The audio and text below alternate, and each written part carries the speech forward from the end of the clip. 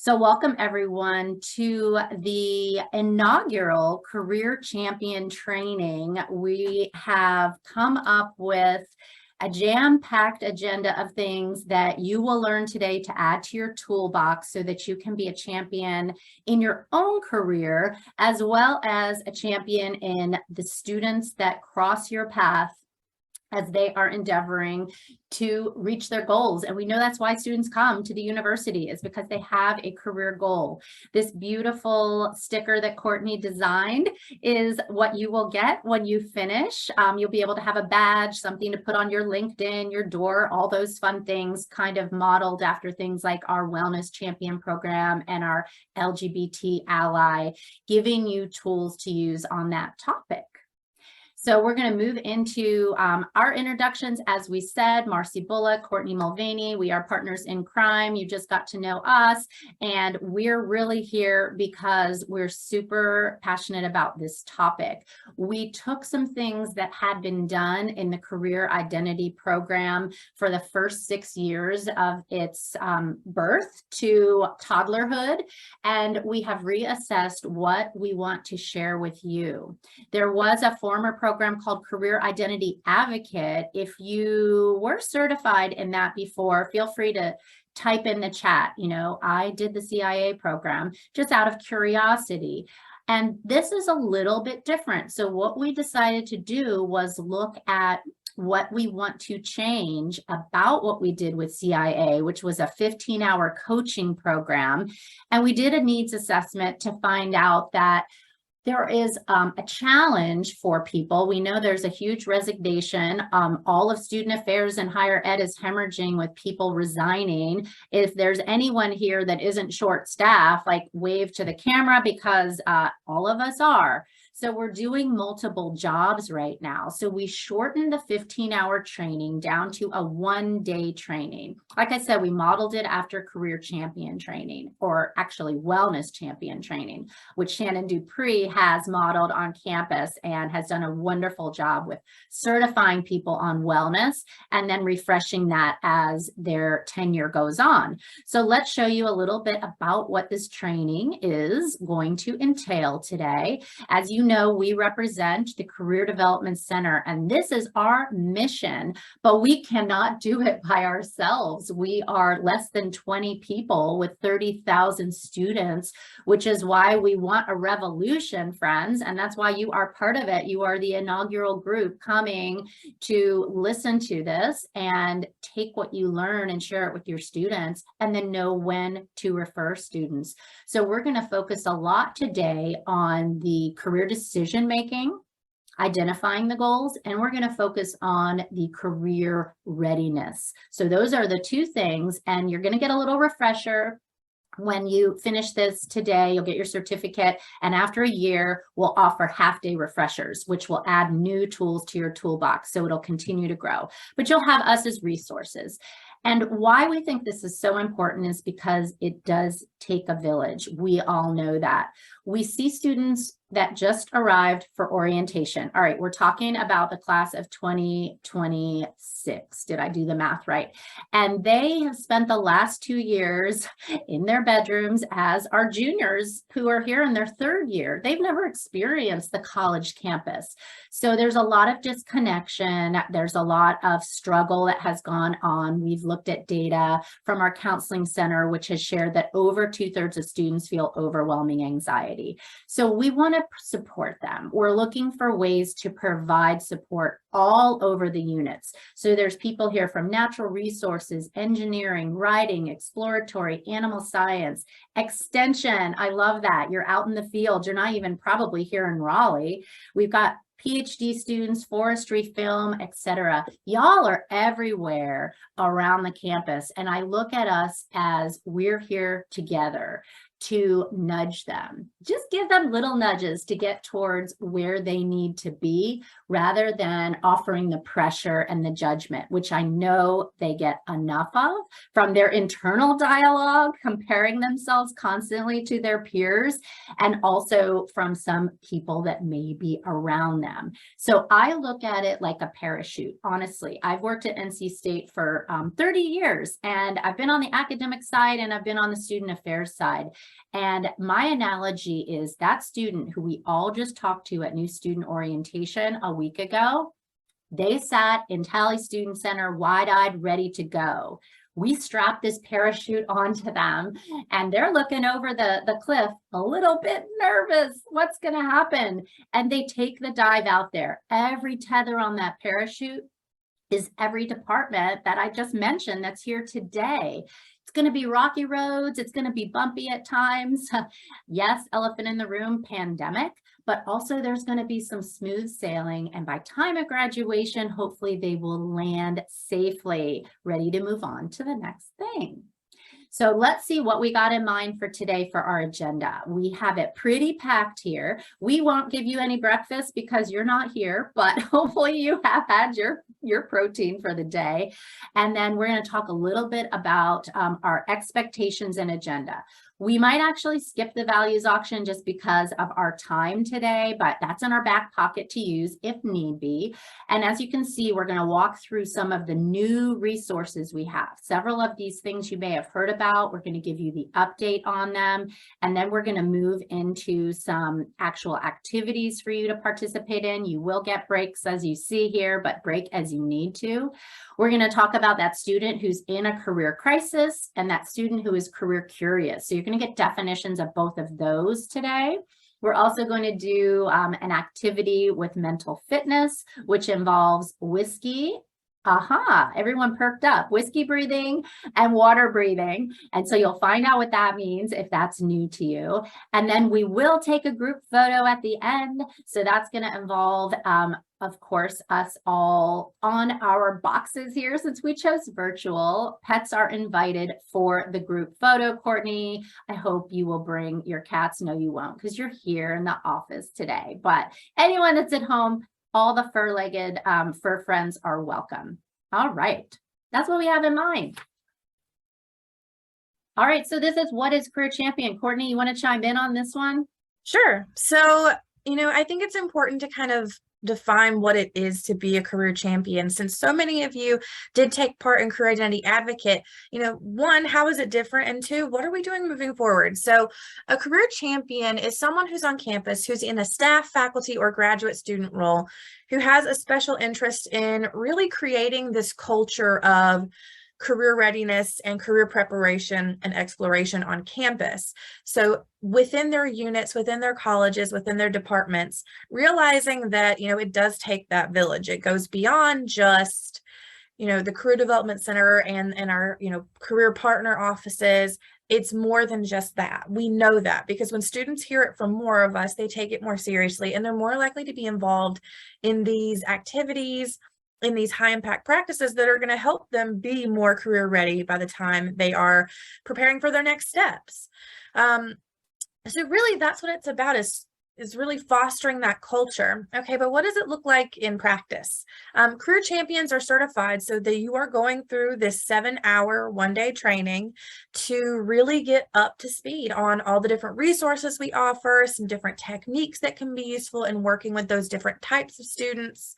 And then being open. I think that openness to talking about career, openness, and feeling confident in your ability to facilitate those conversations is really a huge part of what it means to be a career champion.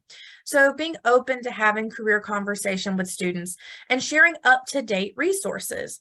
That's why moving forward, Career Champion does have a recertification. So it will be a shorter half-day to few-hour training just to update you on, okay, what's new in our office? We know that, at NC State, we think and do, so we innovate, which means things change. And it's really important to make sure that our students have the most up-to-date information about programs that they have, different processes that are on campus. So making sure that we're up to date with our career resources so we can share those most up-to-date resources and programs with students. Also, career champions are going to be encouraging students. We do nudge them towards those different high impact practices, a lot of those specifically from the Career Development Center. Students very much gravitate towards study abroad, undergrad research, and we want to continue to nudge them towards those because those are exciting and really great practices that will help them be more career ready and really take advantage of their time at NC State. I can definitely speak for some of those that I was able to do while I was here. But sometimes I think students don't necessarily realize that there are a lot of high impact practices that they can also engage in through our office. So encouraging them to engage in those programs at appropriate times, like the Career Identity Program, PAC Pro certifications, co-op, EPAC, the list goes on, and you'll learn more about them. But a career champion is really just that. There's someone who champions the work that we're doing here and helps students connect those different programs, those different initiatives to how they're preparing in the classroom and beyond to really help our students be truly career ready by the time that they graduate.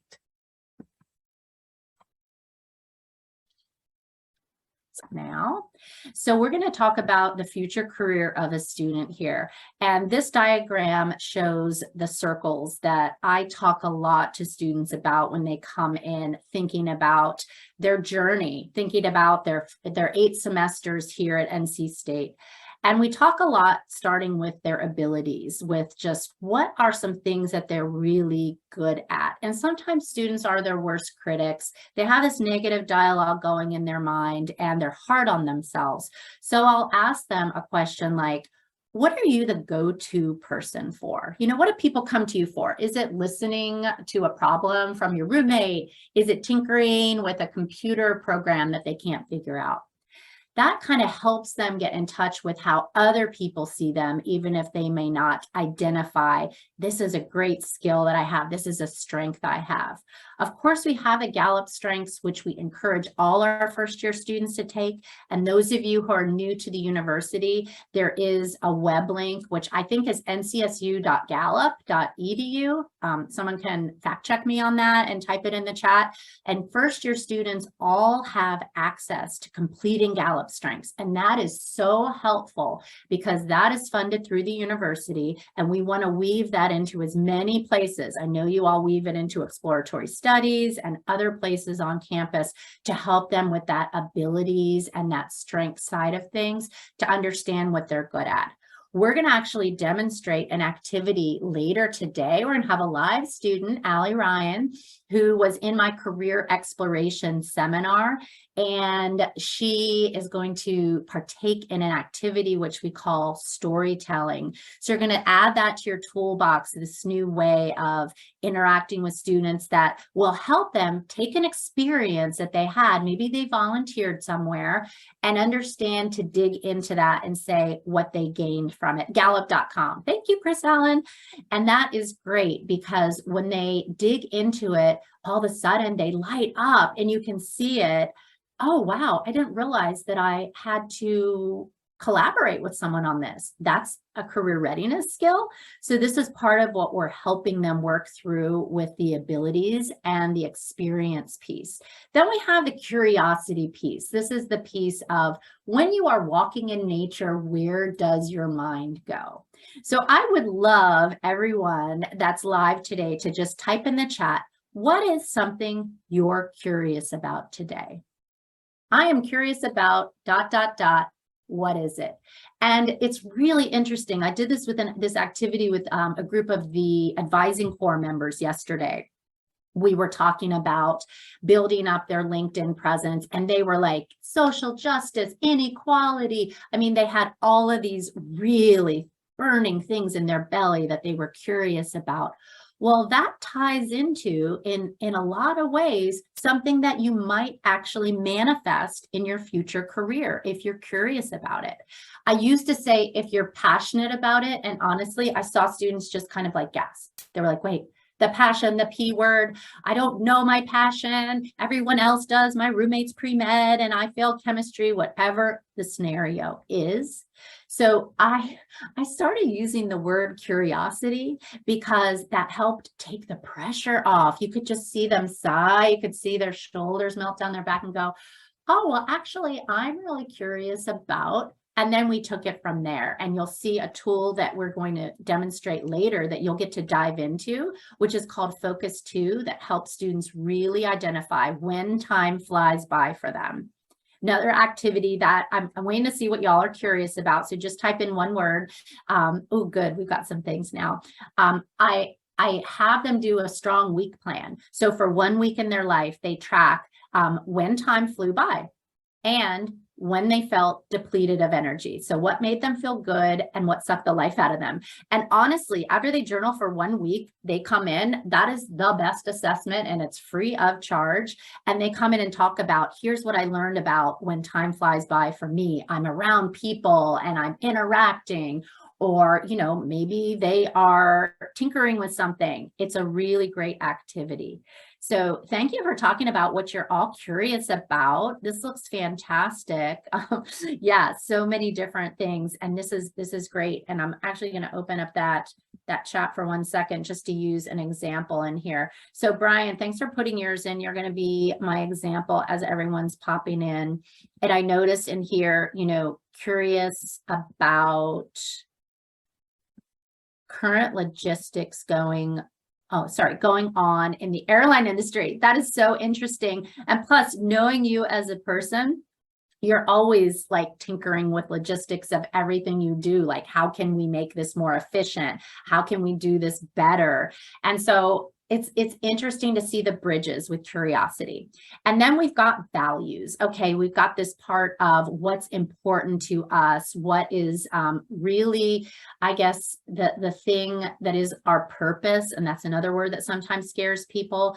But doing a values activity, which we said we have the auction, but we might not have time to do it today, but maybe in the refresher course, just to give you a little, you know, enticement and desire to come back for getting your retooling, but thinking a lot about what's important to you. And when we take all three of these circles and we say, what does the labor market need? This is where we find really a step toward an ideal career.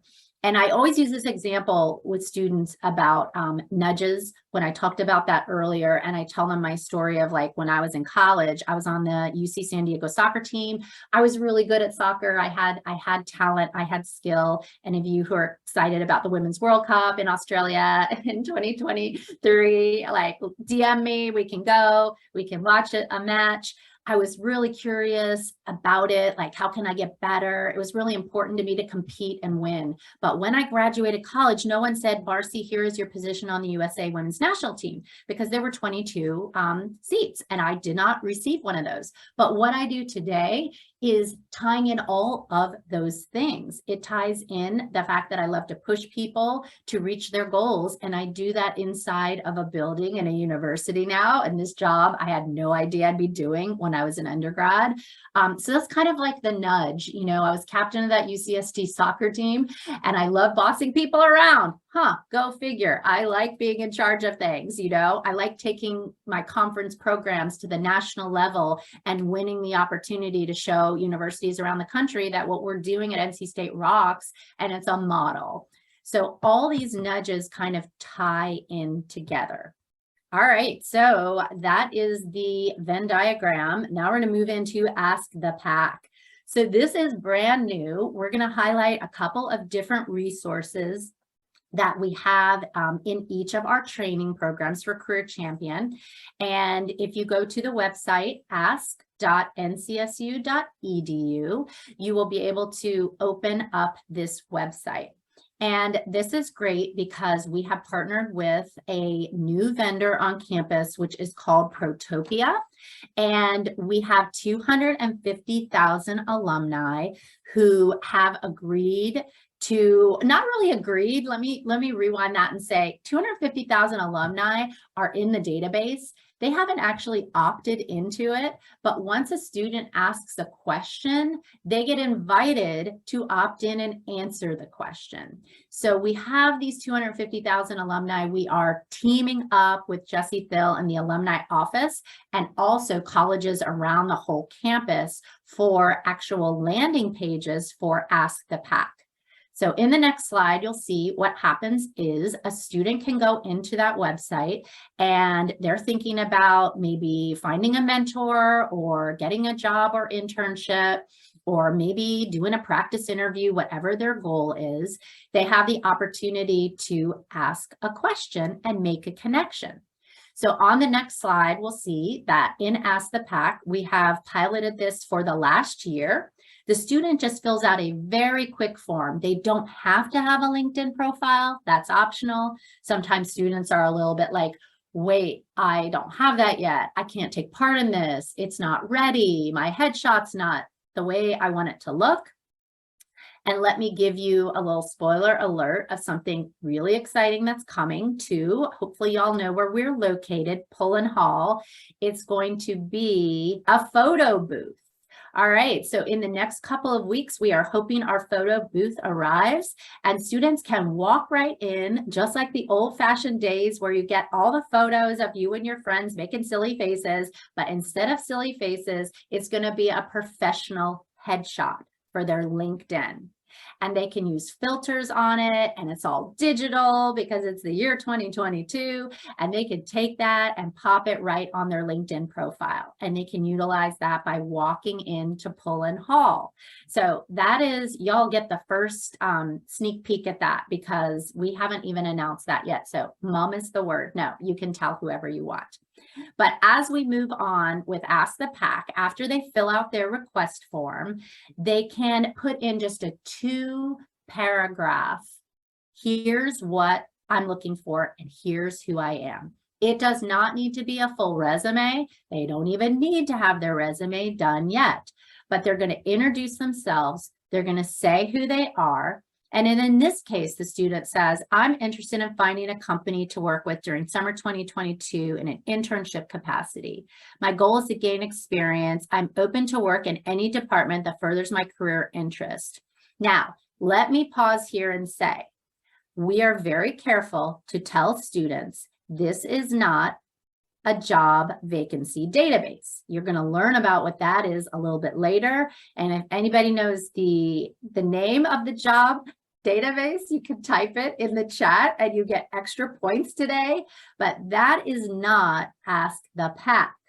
So the first paragraph, woo, Pam Rose, you are the winner. Courtney, make a note of that. We need to make sure to give Pam the prize. I'm going to give Pam a prize. You think I'm not kidding. All right, so we're talking about advice. So here's the question, folks, and it's really important that they ask a good question. What would be a good way to connect with employers and potential companies I could work for? I'm not actually seeking the job. I'm not asking you what's open. I'm just looking to connect with companies. Since the outbreak of COVID, it's been challenging to find internships.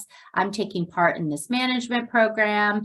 Thank you kindly. So that's the quick note. Now, honestly, I'm going to critique this one live in front of you and say, this sounds a little bit, and I showed you this one intentionally. I would probably advise a student, this sounds a little bit too close to I need a job. So maybe we could insert the words, I'm seeking advice on how to make connections. I'd love to know what it's like to work at a supply chain organization, right? So as you are talking to students about Ask the PAC, if they want to know what's open and what's vacant, they go to EPAC, and you'll hear more about that. If they want to network, build connections, get advice, possibly even a mentor, they're going to go to Ask the PAC. And you can advertise this in your classes, you can talk to students about it. And on the next slide, we'll see as we move forward, they get this response. So here is the response from the alum. It says, hi, Ben, actually your timing is great. Caterpillar will be at the upcoming career fair. I'm planning to be there. We have several internships. I hope to see you there. Now you will see it says, say thank you. This is the biggest complaint that we get from employers and also from alumni. And that is, students forgot to thank me. So these alums are offering up their time. We know everyone loves the Wolfpack family, but they need to say thank you. And we need to remind them to say thank you, because that is the biggest thing a person can give is their time. So in this case, it says say thank you, and they will get reminded to say thank you. So here's some feedback. And when I say they'll get reminded to say thank you, I mean, they'll get emailed multiple times. Did you say thank you? So here are some students here's some feedback about alums that have said, this is a great way to make connections. I love giving back. It's a great way to match someone up.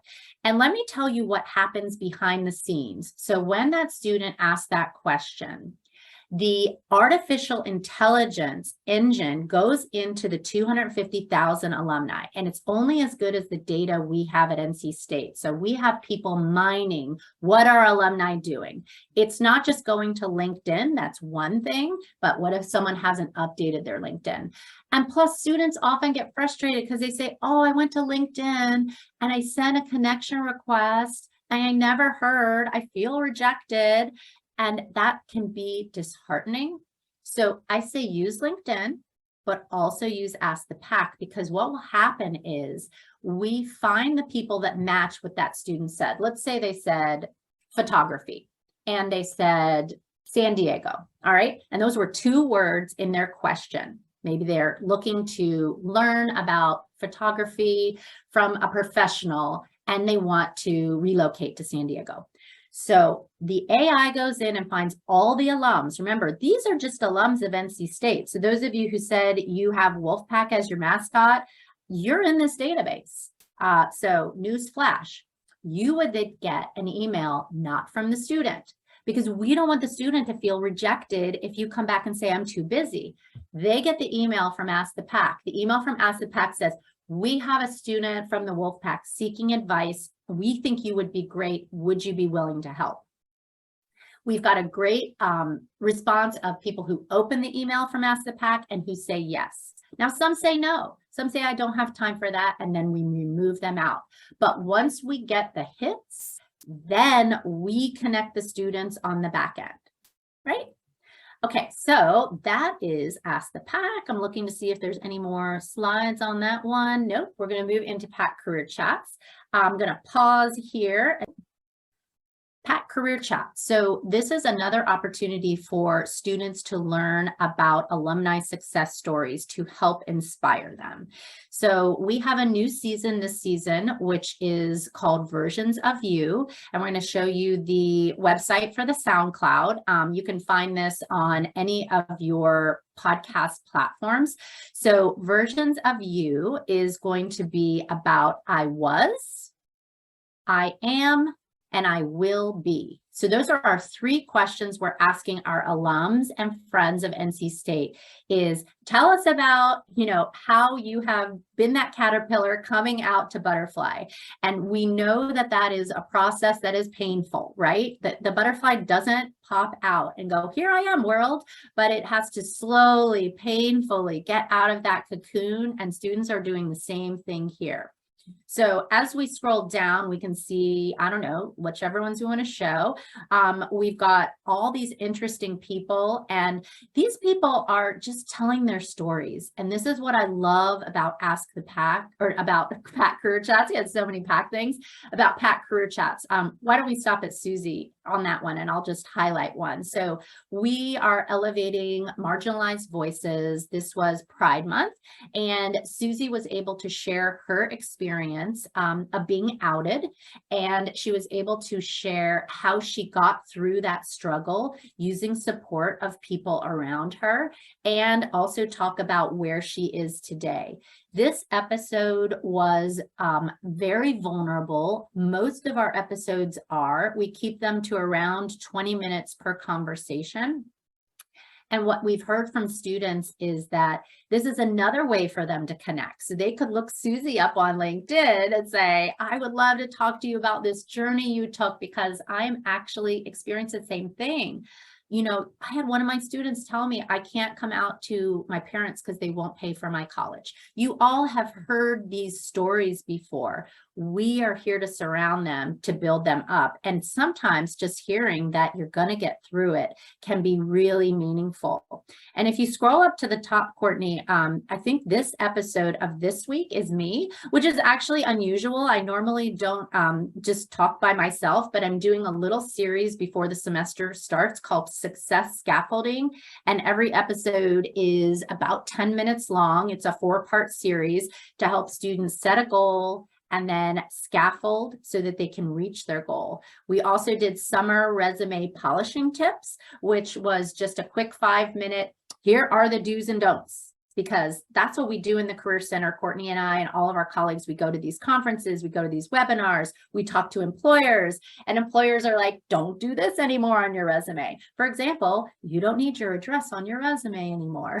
No one is going to drive to your house. So there's a lot of new things that are happening that I highlighted in that episode 164. And with that, we're at our break time.